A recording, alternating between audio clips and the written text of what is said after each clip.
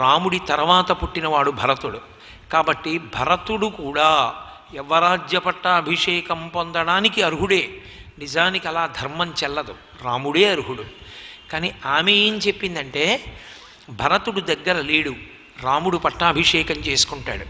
పట్టాభిషేకం చేసుకున్న తర్వాత రాముడి దృష్టి ఎవరి మీద ఉంటుంది అంటే, పట్టాభిషేకార్హుడైన వాడు భరతుడు కూడా ఉన్నాడు కనుక ఆ భరతుణ్ణి ఇక తిరిగి రాకుండా చెయ్యాలనుకుంటాడు. అందుకే దేశాంతరవసయిత్వ, ఇక ఈ దేశంలో ఉండకుండా వెనక్కి తిరిగి రాకుండా దేశాంతరం పట్టిపోయేటట్టయినా చేస్తాడు. అది సాధ్యం కాకపోతే లోకాంతరమథాపివ, మార్గమధ్యంలోనే చంపించేస్తాడు. చంపిస్తే భరతుడు పైలోకాలకు వెళ్ళిపోతాడు. ఒక్కసారి రాముడు పట్టాభిషిక్తుడైతే ఇక ఎప్పటికీ నీ కుమారుడు భృత్యుడే. రాజు కొడుకు రాజు తప్ప రాజు తమ్ముడి కొడుకు రాజయ్యే అవకాశం ఇక జీవితంలో లేదు. రాముడు రాజైపోతున్నాడు కాబట్టి రాముడు కొడుక్కి యవ్వరాజ్య పట్టాభిషేకం జరుగుతుంది. ఇక జీవితాంతం నువ్వు నీ బిడ్డలు చేతులు కట్టుకుని సేవించాలి. రాజమాత అయిన కౌసల్య దగ్గర నువ్వు నిలబడతావు.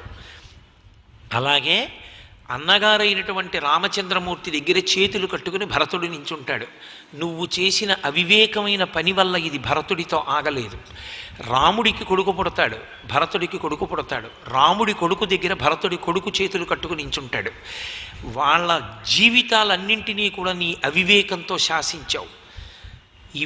ఇటువంటి మాటలు ప్రబోధం చేస్తే కైకమ్మ మనసు చటుక్కున మారి అంది, పెద్ద కుమారుడికి రాజ్యం ఇవ్వడం ధర్మం కదా, ఇప్పుడు నాకు మార్గం ఏముంది, భరతుడికి రాజ్యం నేను ఎలా తేగలనని అడిగింది. కైకమ్మకి గుర్తులేని 2 వరాల్ని మందర జ్ఞాపకం చేసింది. కోపాగృహంలో పడుకో, నీ యందు పరమప్రీతి కలిగిన వాడు దశరథుడు, నీ యందు ప్రేమ నటిస్తున్నాడు, కౌసల్యకి ఉపకారం చేస్తున్నాడు, అమాయకురాలివి నీకు తెలియట్లేదు, నువ్వు మేల్కొను, నీ దగ్గరికి వస్తాడు, నిగ్రహించు, 2 వరాలు అడుగు. ఏం కావాలని అడుగుతాడు. నీకు 2 వరాలు ఇస్తానని ప్రతిజ్ఞ చేసేంత వరకు హఠం చెయ్యి, చెప్పకు. చిట్ట చివర ఒప్పుకుంటాడు, ఇస్తాను 2 వరాలు, ఏం కావాలని అడుగుతాడు. నువ్వు తల్లడిల్లి నేల మీద పడుకుంటే చూడలేడు, ఏం కావాలని అడుగుతాడు. అప్పుడు అడుగు 2 వరాలు. సర్వం శ్రీ ఉమామహేశ్వర పరబ్రహ్మార్పణమస్తు. స్వస్తి.